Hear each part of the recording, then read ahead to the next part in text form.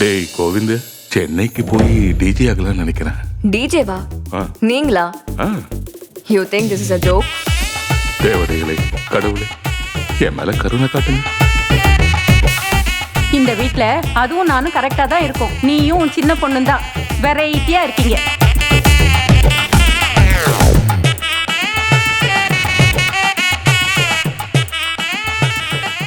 காசு கொடுறா.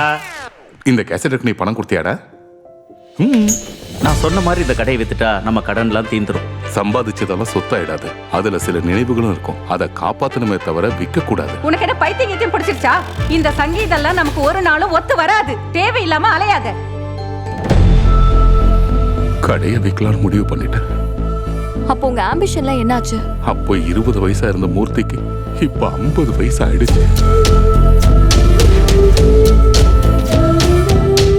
அந்த கடையை வித்ததுல 3 லட்சம் ரூபாய் பணம் இருந்ததுல அதை மாமா உங்ககிட்ட கொடுக்க சொன்னார். இந்த வயசுல நான் டிஜே கத்துக்க பயப்படல சார். அதை நிரூபிக்க நான் எடுக்கிற முயற்சியில இருந்து கடைசி வரைக்கும் பின்வாங்க மாட்டேன் சார்.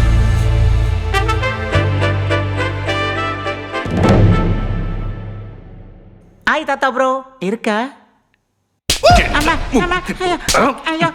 ஒன்னுடுவேண்டா உன்ன. இது மூர்த்தி மியூசிக் ஷாப்டா.